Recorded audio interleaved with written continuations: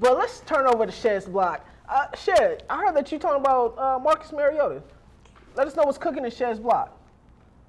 Yes, congratulations to Marcus Mariota, Heisman Trophy winner this year. We're talking about Mariota specifically just because I want to talk about the quarterbacks in the NFL and just the quarterbacks as a whole. 2 years ago, we had Colin Kaepernick, RG3, Russell Wilson, Andrew Luck come in as a staple of rookie quarterbacks to just dominate the game. And then what you see is a lot of teams play copycat. This is a copycat league, so they're looking at a lot of quarterbacks that can run the read option, that can pretty much do a dual threat type of action. And I kind of wonder if that is actually going to be a trend, or is it something that was going to really actually be a staple in the NFL?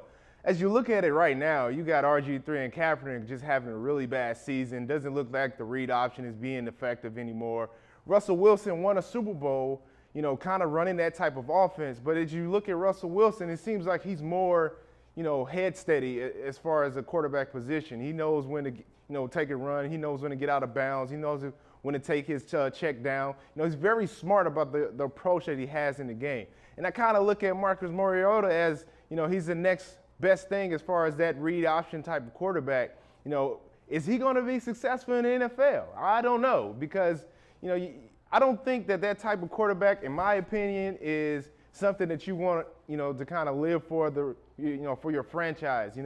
People are looking at Johnny Football right now. He just had a horrible game his first start. Obviously he's going to be kind of rusty, but that was just a pitiful display of quarterback play, for a rookie quarterback. But in this era that we have, we need a quarterback to be proven and actually come out and do something now, which is kind of unfortunate for these quarterbacks because they're getting thrown into a system. They don't actually know the playbook. They don't know the reads. They're just trying to use their athletic ability and get wins, which is good, for college ball. But in the NFL, you have pro athletes. You have guys who are smart. You have guys who are big and physical. And you have guys that won't let you, embarrass them because this is their paycheck. This is what they do for a living. So for RG3, you can see he gets hurt because people are trying to take him out. They're not going to let him run by him all the time.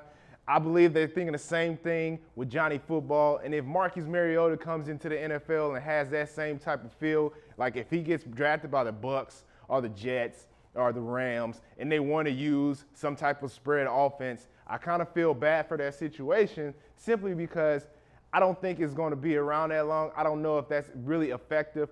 The way that I think is you want a quarterback that can be a dual threat, but you want him to be effective, want him to be smart in the pocket and actually run your offense. I think the days of a Tom Brady and a Peyton Manning or a Drew Brees type of pocket passer is starting to die down, but you do have something like an Aaron Rodgers who is just lighting the NFL up. And people don't actually look at it this way, but he is actually one of the best dual threat quarterbacks in the league, simply because he lights you up with his arm, and he's very smart about when he wants to run and when he needs to run. He gets touchdowns, he gets first downs, but he lights you up on all different aspects of the field. And that's the type of quarterback I think you should be looking for in the draft. I don't know if Mariota is that type, just from his tape in Oregon, running that type of spread offense. He's being an athlete, throwing the ball. Don't know if that's actually going to be a good fit. Long term, as of right now, it doesn't look like it's happening. It's looking more so like a trend than as a staple.